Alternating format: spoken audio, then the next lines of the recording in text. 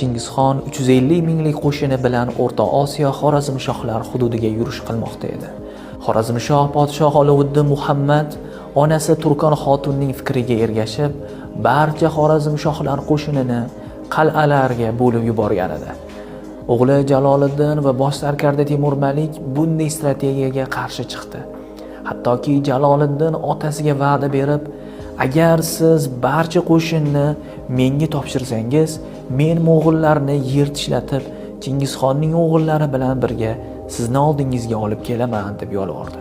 Lekin afsuski, otasi Jaloliddinning bu taklifiga quloq solmadi. Agar tarixni o'zgartirish imkoni bo'lganida edi, nima bo'lsa ham butun qo'shinni Jaloliddinning ixtiyoriga topshirishlikka Olovuddin Muhammadni ko'ndirgan bo'lardi. Va natijada katta ehtimol bilan Jaloliddin yuksak zakovati va jasurligi tufayli Chingizxonni yer tishlatar edi va tarixning katta ehtimol bilan Amir Temurdan ham katta imperiyasini qurgan bo'lar edi.